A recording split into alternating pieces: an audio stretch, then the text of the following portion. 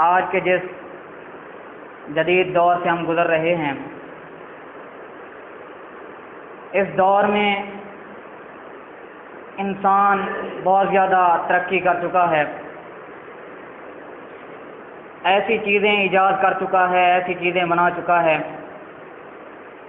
کہ کسی دور میں انسان کے لیے ایسا سوچنا بھی ناممکن تھا، انسان کی سوچ میں یہ چیزیں ناممکن تھیں۔ انسان تیزی سے اس ترقی کی منازل کو طے کر رہا ہے۔ میں صدیوں کی بات نہیں کرتا، چند برس کے پہلے انسان کو اٹھا کر پوچھا جائے یا اس کو اٹھا کر دکھایا جائے جو آج انسان ترقی کر چکا ہے، تو اس دور کے انسان کے وہم و گمان میں بھی یہ چیزیں نہ ہوں گی جو آج انسان ایجاد کر چکا ہے، بنا رہا ہے، اور مزید اس میں بہتری آ رہی ہے، مزید آگے بڑھ رہا ہے۔ یہ سلسلہ تیزی سے آگے جاری و ساری ہے۔ انہی ایجادات میں ایک ایجاد انسان نے اپنی طرح کا ایک انسان مشینری سے تیار کیا، ہو بہو انسان مشینری سے بنا ہوا، بازو بھی انسان جیسے، شکل و صورت انسان جیسی، ٹانگیں انسان جیسی، بالکل انسان کا انسان۔ اگر انجان لوگوں کی محفل میں یہ مشینری والا انسان چلا جائے تو وہ پہچان نہ سکیں یہ اصلی انسان ہے یا مشینری والا۔ یہ مشینری کا انسان جس کو روبوٹ کہا جاتا ہے، اس کو بناتے وقت اس کا موجد اس کے سر میں دماغ کے طور پر کمپیوٹر فٹ کرتا ہے، اور اس کمپیوٹر میں یہ بات محفوظ کر دیتا ہے، سیو کر دیتا ہے کہ میں تیرا بنانے والا ہوں، میں تیرا موجد ہوں، لہذا جس کام کا میں تجھے حکم دوں اس کام کو تو نے بجا لانا ہے، اس کام کو کرنا ہے، وہ کام چاہے مشکل ہو، ناممکن ہو، تو نے کوشش کرنی ہے۔ اور اس میں خواہشات تو نہیں ہوتی، نہ ہی ظلم اور رحم کا اس میں احساس ہوتا ہے، نہ ہی اس میں کوئی رشتوں کے احساس، جیسا اس کا مالک حکم دے گا ویسا کرے گا۔ پچھلے 2 جمعوں سے سیدنا ابراہیم علیہ السلام کے متعلق بات چل رہی تھی۔ پہلے جمعہ میں سیدنا ابراہیم علیہ السلام کی شان، اور دوسرا جمعہ میں سیدنا ابراہیم علیہ السلام کی دعوت توحید میں نے بیان کی تھی۔ یہ ساری باتیں بیان کرنے کا مقصد یہ ہے کہ سیدنا ابراہیم علیہ السلام اس مشینری سے بنے ہوئے روبوٹ سے کم نہ تھے۔ حضرت ابراہیم علیہ السلام ایک انسان تھے، آپ کے سینے میں دل دھڑکتا تھا، خواہشات تھیں، جذبات تھے، احساس تھے، ظلم اور رحم کا جو احساس انسان میں ہوتا ہے وہ تھا۔ لیکن ایک مشینری کا روبوٹ ہے، اس میں یہ سب احساس نہیں ہوتے، اس سے غلطی کا اندیشہ ہے، لیکن یہ اللہ کا روبوٹ ہے، اللہ کا برگزیدہ معزز پیغمبر، رسول اور بندہ ہے کہ اللہ تعالیٰ نے جب بھی اس کو آزمایا، جب بھی اس کو کسی چیز کا حکم دیا تو اس آزمائش میں، اس حکم کو بجا لانے میں اس نے کسی قسم کی بھی کمی کوتاہی نہیں کی، اس حکم کو ویسے ہی بجا لائے جس طرح کہ اللہ تعالیٰ نے ان کو حکم دیا تھا۔ پچھلے جمعہ میں آپ نے سنا تھا کہ سیدنا ابراہیم علیہ السلام کو ان کی قوم نے آگ کے ایک بڑے الاؤ میں پھینک دیا تھا، اللہ تعالیٰ نے اس آگ کو گلزار بنا کے آگ کو نجات دی، اب نجات تو مل چکی تھی، اب ڈر تھا کہ قوم کوئی دوسری سزا تجویز کرے گی۔ اللہ تعالیٰ کی طرف سے ہجرت کی اجازت ملی۔ وقال انی ذاہب الی ربی سیہدین، اب میں اپنے رب کی طرف ہجرت کر کے جانے والا ہوں، میرا رب ہی مجھے ہدایت دے گا، میرا رب میری رہنمائی کرے گا، اب میں اپنے رب کی طرف ہجرت کر کے جا رہا ہوں۔ یہ واقعہ عراق میں پیش آیا تھا، اب عراق سے شام کی طرف ہجرت کر کے جا رہے ہیں۔ اب آگے جو میں بات کرنے والا ہوں، حضرت ابراہیم علیہ الصلوۃ والسلام اپنی بیوی حضرت سارہ علیہ الصلوۃ والسلام کے ساتھ کسی سفر میں رواں دواں ہیں۔ یہ سفر ہجرت والا ہے یا کوئی اور سفر ہے؟ ان کا گزر کسی ظالم جابر بادشاہ کی حدود سلطنت سے ہوتا ہے۔ حضرت ابراہیم علیہ الصلوۃ والسلام کے بارے میں آتا ہے کہ ان نے وہیں پر پڑاؤ کیا۔ بادشاہ کے چمچو کرچو نے بادشاہ کو خبر دی، ان ہا ہنا رجلا معہ امرأۃ من احسن الناس، یہاں پر ایک آدمی پڑاؤ ڈالے ہوئے ہے، اس کے ساتھ پوری خلقت انسانیت میں سے سب سے زیادہ خوبصورت عورت بھی ہے۔ اس نے حضرت ابراہیم علیہ الصلوۃ والسلام کو بلوایا۔ حضرت ابراہیم علیہ الصلوۃ والسلام سے اس نے دریافت کیا کہ یہ عورت تیری کیا لگتی ہے؟ اس نے کہا یہ میری بہن ہے۔ کہا جاتا ہے کہ وہ بادشاہ جب اس کے علاقے سے کسی مسافر کا گزر ہوتا، اس کے ساتھ کوئی عورت ہوتی تو اس کو اپنی ہوس کا شکار بناتا، صرف ایک عذر، ایک بہانہ تھا جس کی وجہ سے چھوڑ دیتا تھا، وہ یہ کہ کوئی کہہ دیتا یہ میری بہن ہے۔ سیدنا ابراہیم علیہ الصلوۃ والسلام نے یہی بہانہ، یہی عذر پیش کیا اور واپس چلے آئے۔ اب بادشاہ نے حضرت سارہ کو بلوایا۔ حضرت ابراہیم علیہ الصلوۃ والسلام نے کہا اے سارہ، لیس علی وجہ الارض مومن غیری وغیرک، کہ اے سارہ تو جانتی ہے تیرے اور میرے علاوہ اس بادشاہ کی سلطنت میں، اس روئے زمین پر کوئی مومن نہیں ہے، سب کافر مشرک ہے۔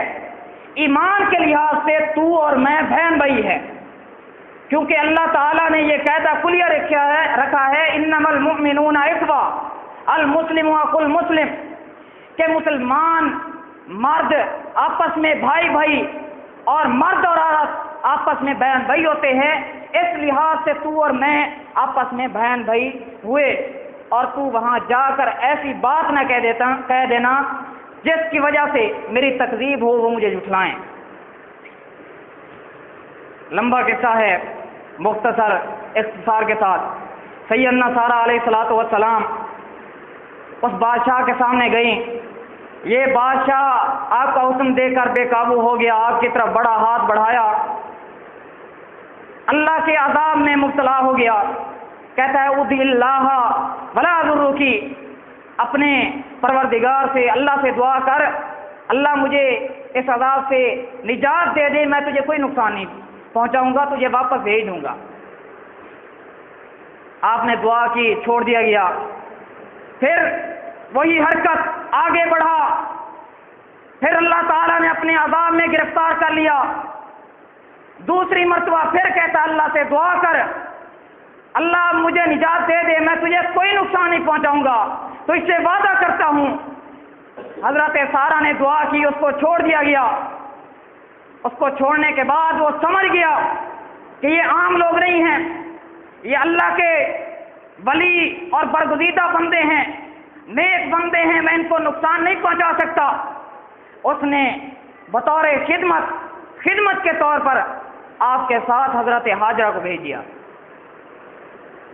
حضرت سارہ اپنے خاوند سیدنا ابراہیم کے پاس آتی ہیں، وَهُوَ قَائِمٌ یُصَلِّی، اور ابراہیم علیہ الصلوۃ والسلام کیا کر رہے ہیں؟ کھڑے ہیں اور نماز پڑھ رہے ہیں۔ یہاں سے ایک سبق حاصل ہوتا ہے، ایک نصیحت، کہ نبی سے بڑا کوئی ولی نہیں ہوتا، नबी सबसे बड़ा वली होता है और सैयदना इब्राहीम अलैहिस्सलाम अंबिया में एक मकाम रखते हैं। अल्लाह के बड़े बरगुज़ीदा बंदे अल्लाह के वली हैं। ये वो पैगंबर हैं जिनको अल्लाह ताला ने खुद कहा ये मेरा खलील है, मैंने इसको जिस आजमाइश में मुब्तला किया उस आजमाइश में ये पूरा उतरा, उस इम्तिहान में ये पास हुआ। अल्लाह ताला ने सातों आसमानों के ऊपर अर्श पर बैठकर किसी को सलाम किया, किसी को सल्यूट किया, तो वो यही हजरत इब्राहीम अलैहिस्सलाम है। कुरान खोलो, कुरान कहता है सलामुन अला इब्राहीम, ऐ इब्राहीम तुझ पर मैं परवरदिगार का सलाम हो। ये वो इब्राहीम है, ये वो इब्राहीम है जिसके बारे में अल्लाह ने कहा वत्तखज़ल्लाहु इब्राहीम खलीला, कि इब्राहीम को परवरदिगार ने अपना खलील बना लिया। तमाम अंबिया में इन्ना इब्राहीम काना उम्मतन कानितन लिल्लाह, इब्राहीम तमाम खूबियों का मजमुआ होने की वजह से एक उम्मत थे, अल्लाह के फरमाबरदार थे, अल्लाह के हर हुक्म को बजा लाने वाले थे। ये वली कुछ नहीं कर सकते। हमारे यहाँ वलियों की बड़ी कदर और उनके कारनामे बयान किए जाते हैं, चाहे सच्चे हों या झूठे। क्या बयान किया जाता है कि गौसे आजम ने मौत का फरिश्ता काफरों की, मुशरिकों की और कुछ मुसलमानों की रूहें कब्ज़ करके ऊपर ले जा रहा है। गौसे आजम ने हाथ के साथ ऐसे थैली को झपट कर पकड़ लिया और सब रूहें निकाल कर आज़ाद कर दी और सबको कहते कि जन्नत मिल गई। उनमें काफिर भी थे, मुशरिक भी थे, और ऐसी ऐसी करामतें। कहते हैं कि हमारा फलां पीर पेशाब करता है, उसकी टट्टी, उसका पेशाब अल्लाह का नूर बन जाता है। हम ऐसे वली को अल्लाह का गुस्ताख कहते हैं, ऐसे वली को हम नहीं मानते। वली को हम मानते हैं अगर समझिए इब्राहीम अलैहिस्सलाम अल्लाह के वली है, वक्त के वली हैं। उस वक्त में हजरत इब्राहीम से बड़ा कोई वली नहीं है। बेचारे मजबूर मकहूर होकर अल्लाह के सामने गिरिया जारी कर रहे हैं, दुआ कर रहे हैं नमाज की हालत में, अल्लाह मेरी इज्जत बचा ले, मेरी बीवी को बचा ले, हमें इस जाबिर हुक्मरान से निजात दे दे, हमें बचा ले।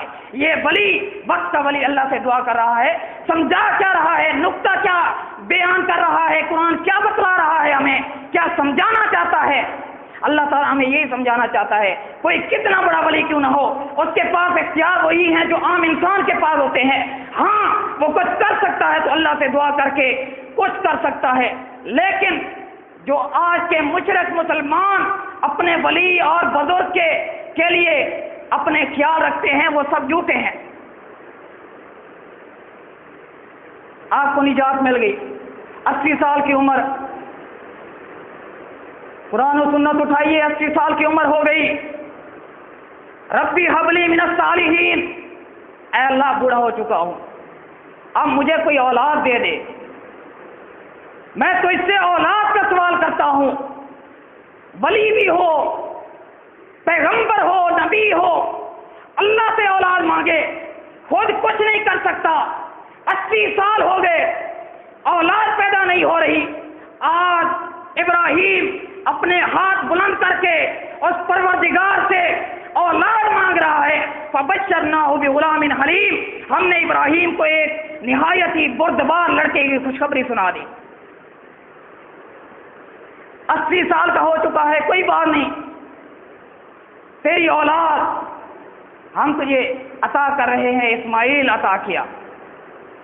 फलम्मा बलग माअहु साया, जब ये इस्माइल अल्लाह का वली हजरत इब्राहीम अलैहिस्सलाम के साथ चलने फिरने की उम्र को हुआ, उससे पहले हजरत इस्माइल पैदा हुए तो हुक्म आया कि इनको फलां जगह पर छोड़ के आओ, साथ एक पानी का मिश्कीज़ा और चंद खजूरें लेके छोड़ के खुद वापस रवाना चलना शुरू किया। हजरत हाजरा पीछे पीछे कहती है, या इब्राहीम ऐन तज़हबु व तत्रुकुना फी हाज़िल वादिल लज़ी लैसा फीही इंसन वला शै। ऐ इब्राहीम, तुम कहाँ जा रहे हो, हमें अकेला छोड़कर ऐसी वादी में जिसमें इंसान नाम की कोई चीज़ नहीं है, ना ही कोई کوئی پرندہ نظر آ رہا ہے، نہ ہی کوئی کھانے پینے کی چیز ہے، ویران بیابان جنگل ہے، یہاں پر کوئی چیز نہیں ہے، ہمیں یہاں مرنے کے لیے چھوڑ کے جا رہے ہو، کہاں جا رہے ہو؟ حضرت ابراہیم علیہ السلام وجعل لا یلتفت الیہا، ابراہیم علیہ السلام کی حالت کیا ہے؟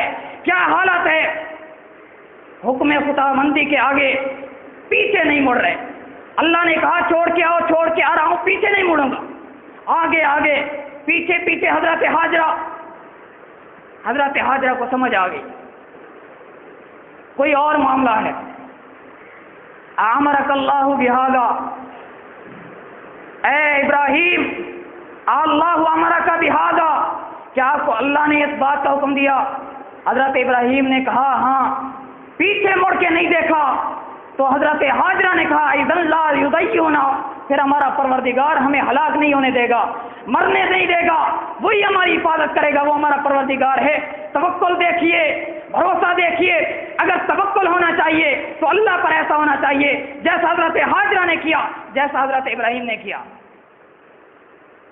چھوڑ کے گیا، کوئی خیر خبر نہیں، اور جب ملنے کے لیے آیا باپ تو کیا کہتا ہے؟ فلما بلغ معه السعی، قرآن کہتا ہے جب حضرت اسماعیل، حضرت ابراہیم کا بیٹا چلنے پھرنے کی عمر کو ہوا، تھوڑی سمجھداری کی عمر کو ہوا، باپ ملنے کے لیے آ گیا۔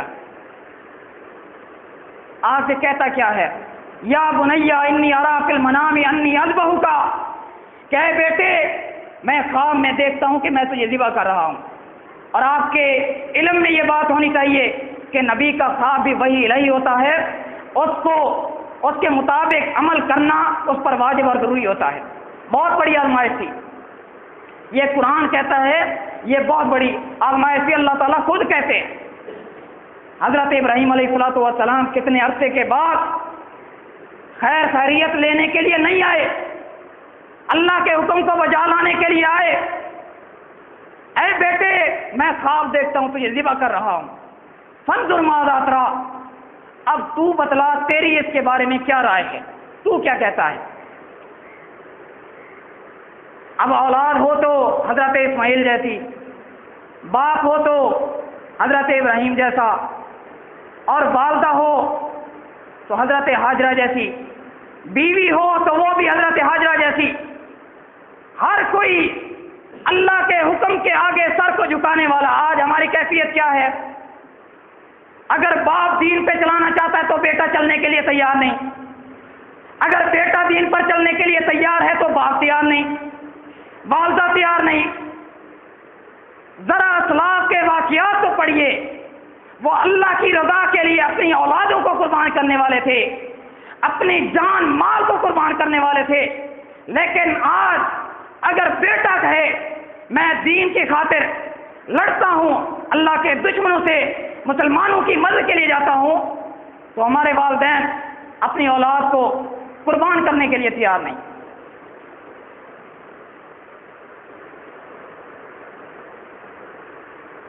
ابا جان میری اس کے بارے میں کیا رائے ہوگی؟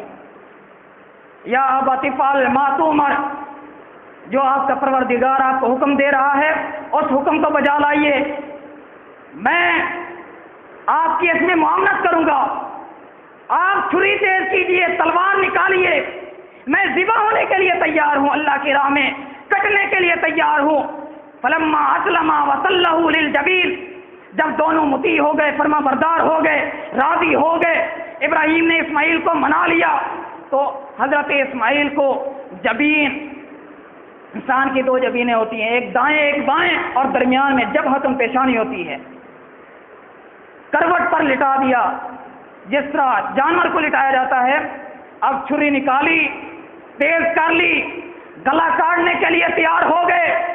وَنَادَيْنَاهُ يَا إِبْرَاهِيمُ، اور ساتوں آسمانوں کے اوپر عرش پر بیٹھا ہوا خدا آواز لگاتا ہے، او ابراہیم،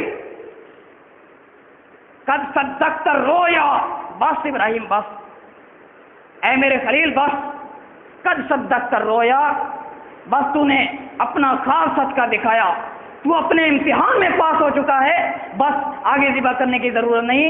وَفَدَيْنَاهُ بِذِبْحٍ عَظِيمٍ، اللہ تعالیٰ نے جنت سے ایک بہت بڑا مینڈا اتار دیا. حضرت ابراہیم نے اس مینڈے کو ذبح کیا اور اسی پر آج مسلمان قربانی کرتے ہیں عید الاضحیٰ پر.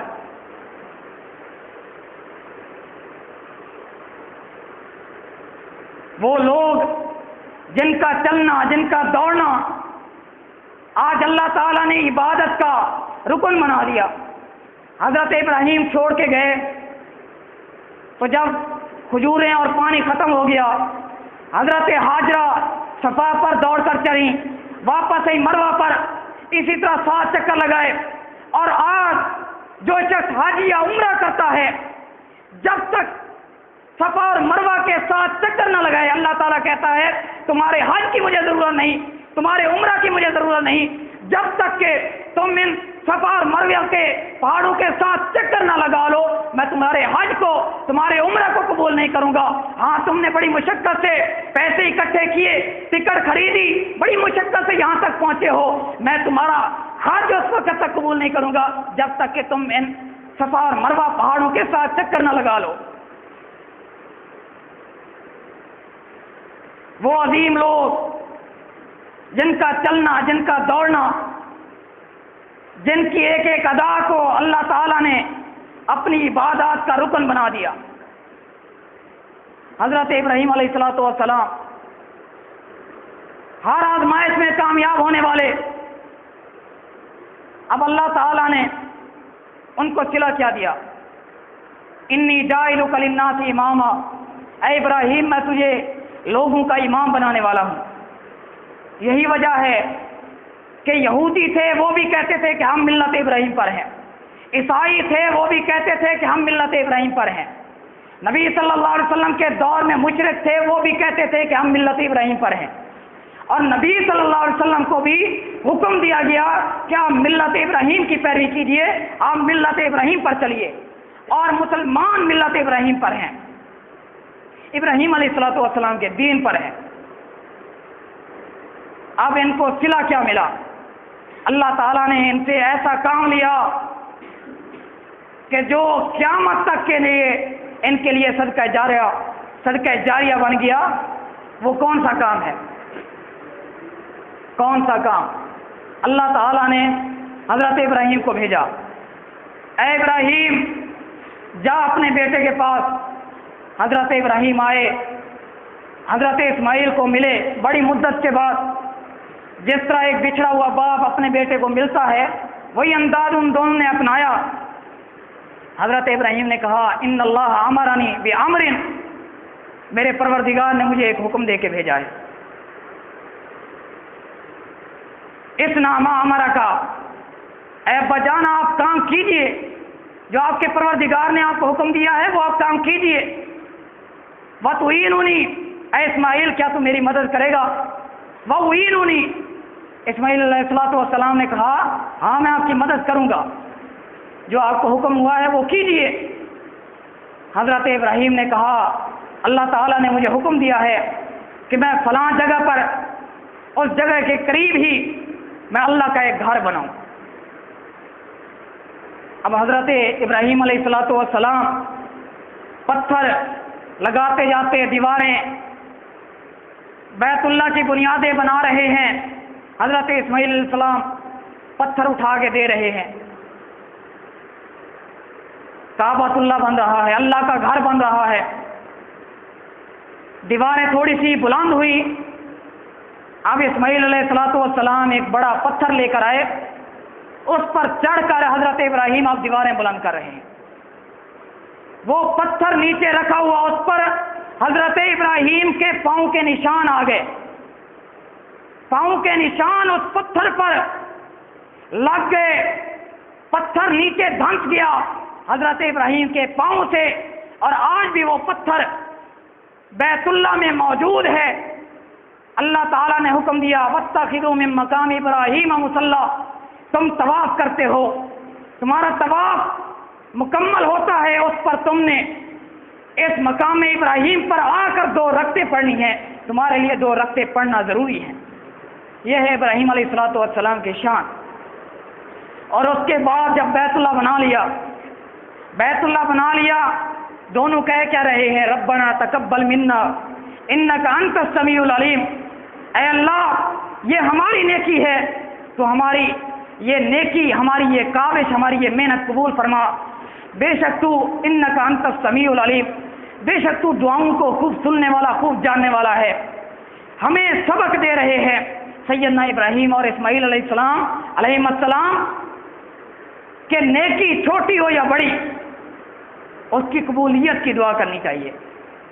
آج ہمیں فکر کرنی چاہیے، پہلے تو ہم نیکیاں اتنی کرتے ہی نہیں ہیں، اگر کوئی کر بھی لیں تو اس کی قبولیت کی بھی دعا کرنی چاہیے۔ یہی دعا کر لیں، ربنا تقبل منا انک انت السمیع العلیم، اے اللہ ہم میں نیکی کرنے کی طاقت تو نہیں ہے، جتنی تو نے ہمیں توفیق دی، یہ ٹوٹی پھوٹی نیکی ہم تیری بارگاہ میں پیش کر رہے ہیں، یا اللہ یہ قبولیت کا درجہ تو نہیں رکھتی، ٹوٹی پھوٹی نیکی ہے، یا اللہ اس نیکی کو قبولیت کا درجہ دے دے، اے اللہ اس نیکی کو اپنی بارگاہ میں قبول کر لے۔